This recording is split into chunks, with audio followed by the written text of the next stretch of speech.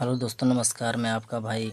तो चलिए मैं आपके लिए क्लास 10th की हिंदी से व्याकरण लेकर आए हैं ना, जो कि बोर्ड एग्ज़ाम में हिंदी में व्याकरण लगभग आपको 20 नंबर के आसपास पूछा जाता है ना। तो उसको देखते हुए हम आपके लिए व्याकरण से वीडियो बना रहे हैं और आपको लगातार वीडियो मिलते रहेगा, है ना। तो चलिए ज़्यादा समय ना वेस्ट करते हुए सीधे हम क्वेश्चन की ओर चलते हैं ना। क्या कहता है, चलिए आप समझने का प्रयास करिएगा। तो सबसे पहले आपका देखिए कारा कि ये संज्ञा है ना, कि संज्ञा किसे कहते हैं या संज्ञा क्या है। तो समझेंगे कि संज्ञा है ना कि किसी व्यक्ति वस्तु यानी किसी व्यक्ति वस्तु भाव आदि के नाम को संज्ञा कहते हैं ना।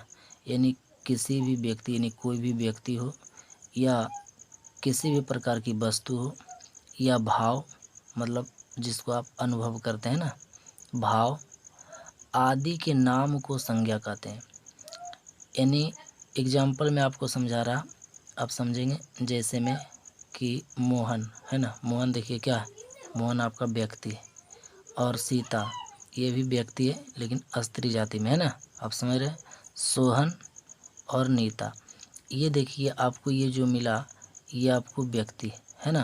तो बोला किसी व्यक्ति वस्तु भाव आदि के नाम को संज्ञा कहते हैं। तो यानी कोई भी नाम आपको अगर मिल गया, किसी भी चीज़ का नाम मिल गया तो आप उसे संज्ञा कहेंगे।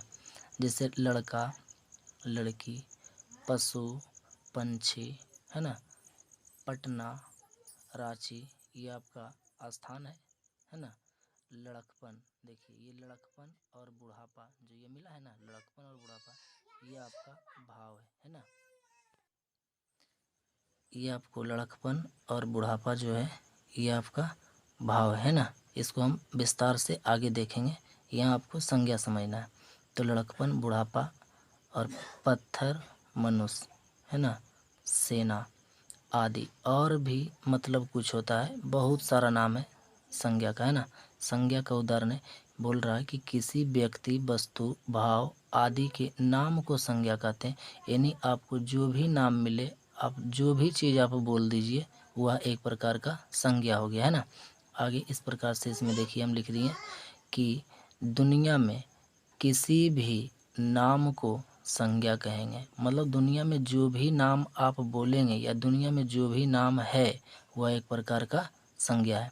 तो आप समझ रहे होंगे कि संज्ञा किसे कहते हैं ना, किसी व्यक्ति वस्तु स्थान के नाम को संज्ञा कहते हैं। चलिए अब देखते हैं संज्ञा के भेद के बारे में।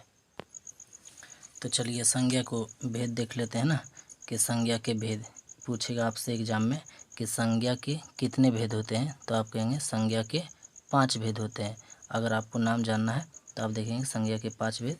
यानी पहले आप बोलेंगे व्यक्तिवाचक, जातिवाचक, समूहवाचक, द्रव्यवाचक और भाववाचक है ना। सब में आप संज्ञा लगा देंगे कि व्यक्तिवाचक संज्ञा, जातिवाचक संज्ञा, समूहवाचक संज्ञा, द्रव्यवाचक संज्ञा और भाववाचक संज्ञा।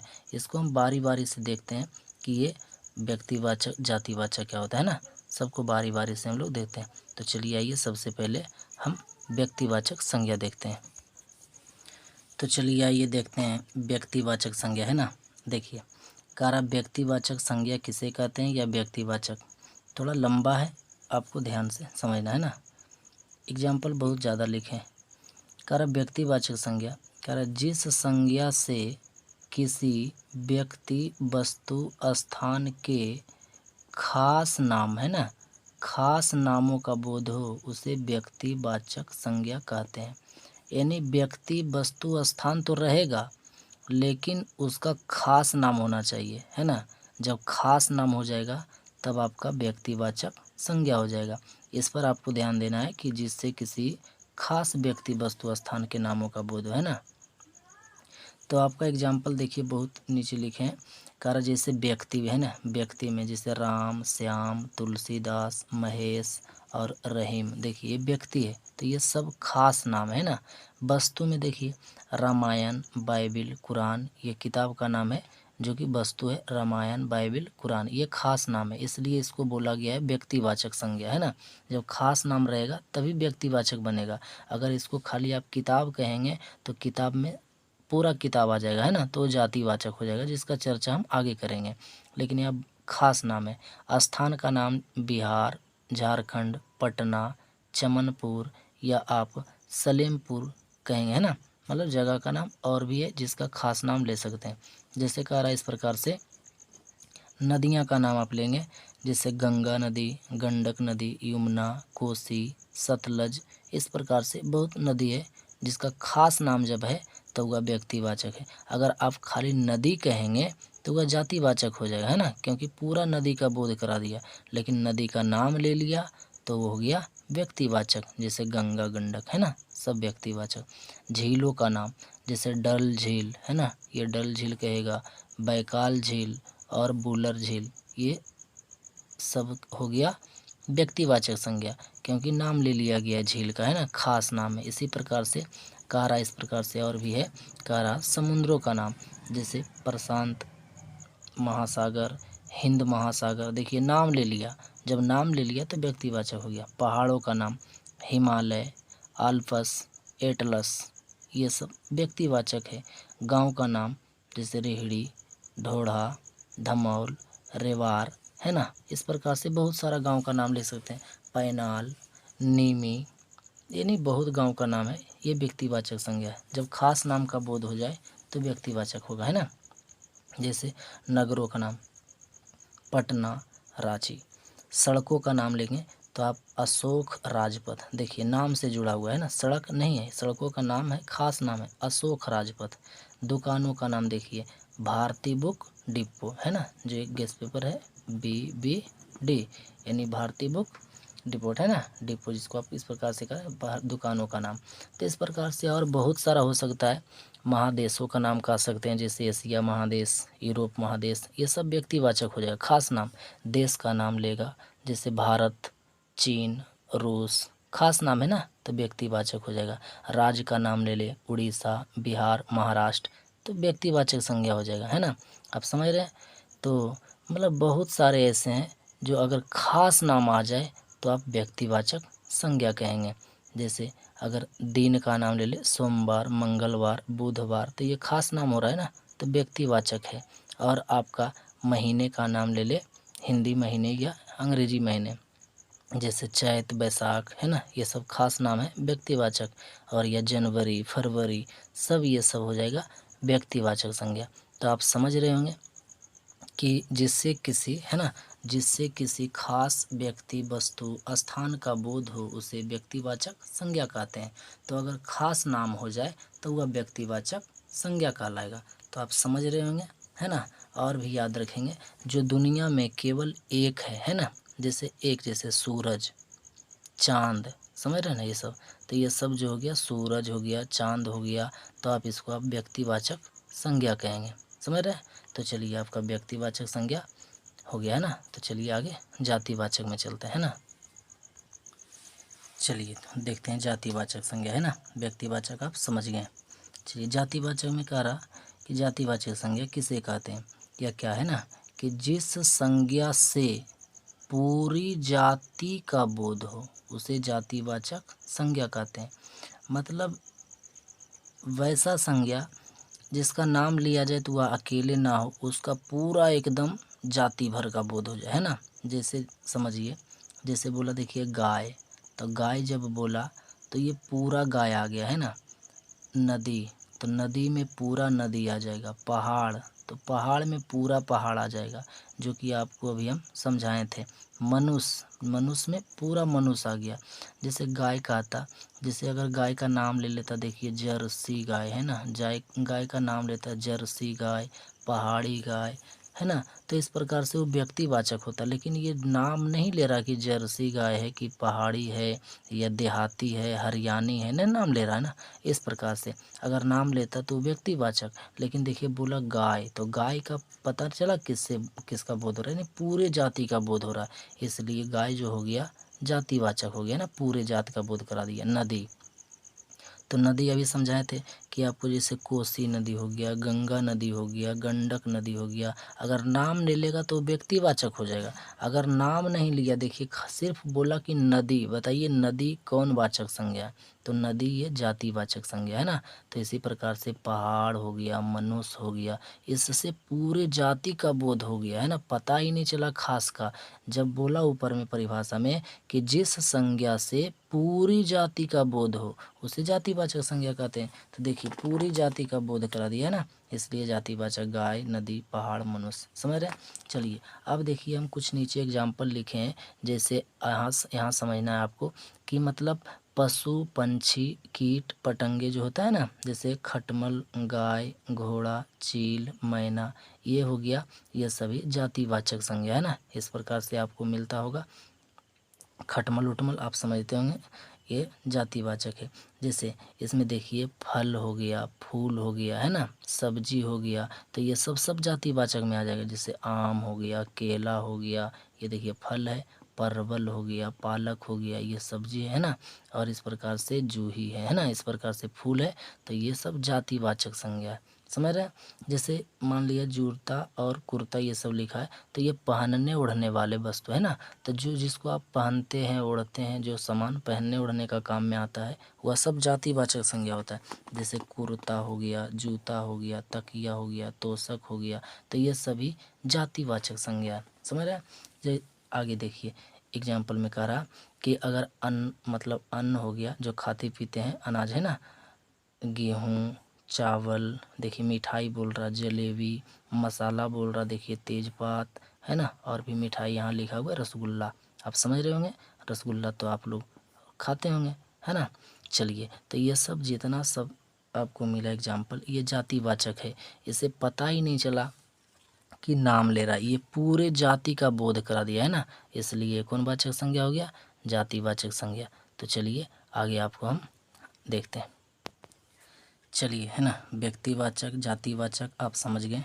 अब समूहवाचक देखेंगे है ना। समूहवाचक संज्ञा किसे कहते हैं, कह रहा कि जिस संज्ञा से व्यक्ति वस्तु के समूहों का बोध है ना, मतलब व्यक्ति हो या कोई किसी प्रकार का वस्तु हो, तो उस समूह का बोध कराएगा, मतलब वहाँ एक से ज़्यादा रहेगा है ना। देखिए यहाँ लिखा हुआ है कि जिसमें समूहों का बोध हो, इसीलिए समूहवाचक संज्ञा कहलाएगा। जैसे अगर इस प्रकार से आप एग्जाम्पल देखेंगे तो बहुत सारा है ना। जैसे देखिए परिवार, आपके परिवार में या किसी के भी परिवार में बहुत सारे लोग रहते होंगे, 10-15 है ना, 8-7, तो ये परिवार जो है समूहवाचक संज्ञा है। वर्ग मतलब क्लास है ना, जहाँ बच्चे लोग, स्टूडेंट लोग पढ़ते हैं, वर्ग समूहवाचक संज्ञा, वहाँ पर बहुत ज़्यादा स्टूडेंट रहता है ना। सभा मतलब किसी चीज़ का सभा होता है, तो वहाँ बहुत सारे लोग रहता है।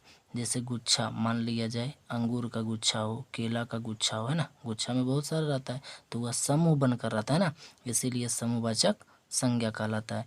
जैसे झुंड, किसी का झुंड जा रहा है ना, मान लिया जानवरों का झुंड हो या आदमियों का झुंड हो है ना, तो ये समूहवाचक संज्ञा। झुंड मतलब समूहों का बोध करा रहा।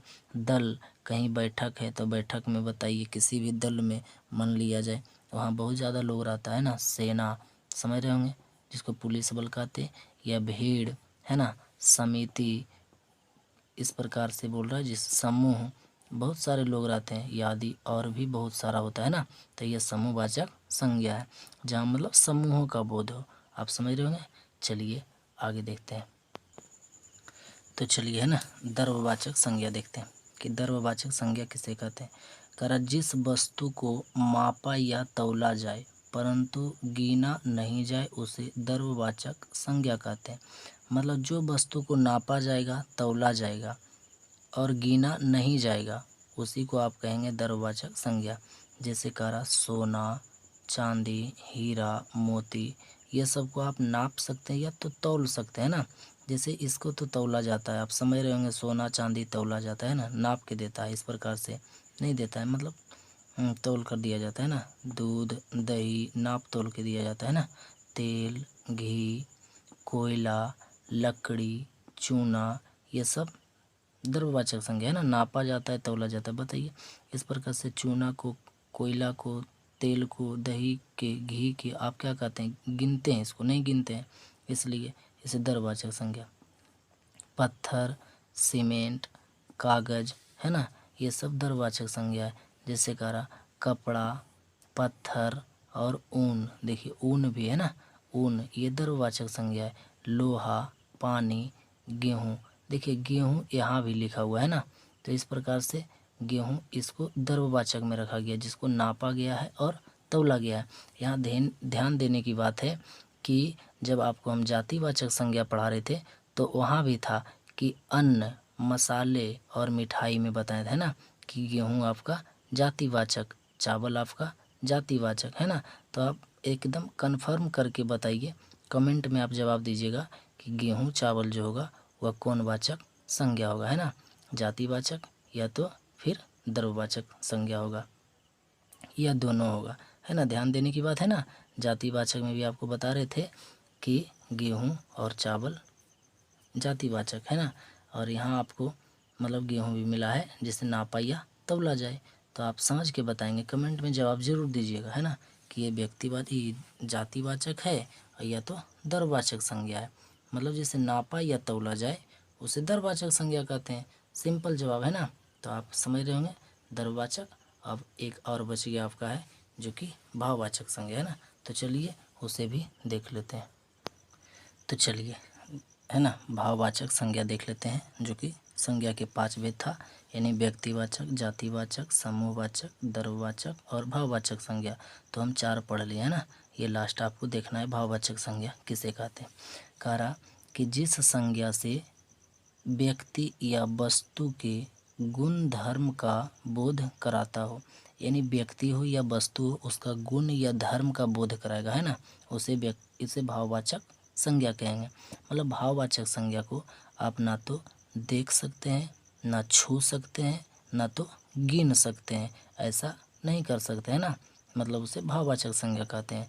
तो देखिए कह रहा कि ये सच्चाई, है ना, बात में कुछ सच्चाई है, आप अनुभव करके बताइएगा, है ना, इसलिए इसे भाववाचक संज्ञा बोला।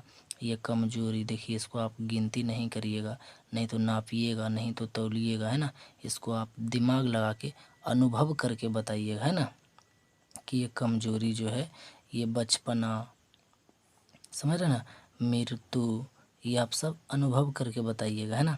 गुण या धर्म का बोध करा रहा, गरीबी, है ना, किसी के बारे में बता रहा है ना कि बहुत गरीब है। मिठास, यानी कोई चीज़ आप खा रहे हैं वह मिठास है ना, अनुभव करके बता रहे हैं ना। या तो वस्तु का समझिए उसका गुण है, जैसे आप मान लिया कुछ खाएं और मीठा लगा तो उस वस्तु में गुण था, ये मीठा है, कड़वा है, जो बोलिए खट्टा है, तीखा है ना। तो आपका ये भाववाचक संज्ञा होगा। जैसे गर्मी, बहुत गर्मी है, ईमानदारी, मोटाई, समझ रहे हैं, नींद, हंसी, लंबाई और सुंदरता, ये सब भाववाचक है। खुशी, मित्रता, है ना, या प्यार आप बोलेंगे, है ना, इस प्रकार से, यानी बोलेंगे आप प्यार, है ना, बहुत सारा बोल सकते हैं। सुंदरता, है ना, देखिए 2 जगह लिखा गया है, आप समझेंगे, सुंदरता या महानता, है ना, ये सब और भी आदि चीज़ें हैं जो कि आपका भाववाचक संज्ञा है ना, जिसे आप ना तो गिन सकते हैं, ना तो छू सकते हैं ना, सिर्फ क्या कर सकते हैं, दिमाग लगा के अनुभव कर सकते हैं ना, यानी किसी वस्तु या व्यक्ति का गुण और धर्म का बोध कराएगा, उसे भाववाचक संज्ञा कहेंगे। तो आप समझ रहे होंगे। चलिए, आपका ये 5 भेद था, बारी बारी से हम आपको बता दिए, है ना। तो आपको हम 2-3 क्वेश्चन देते हैं जो आपको कमेंट बॉक्स में जवाब देना है ना। चलिए देते हैं क्वेश्चन। तो चलिए हम आपको 3 क्वेश्चन दे रहे हैं ना, एक सभा और एक सलमा और एक फल। आप कमेंट बॉक्स में जवाब दीजिए कि ये कौन वाचक संज्ञा है ना। तो चलिए आज इतना ही रहने के लिए देते हैं। वीडियो देखने के लिए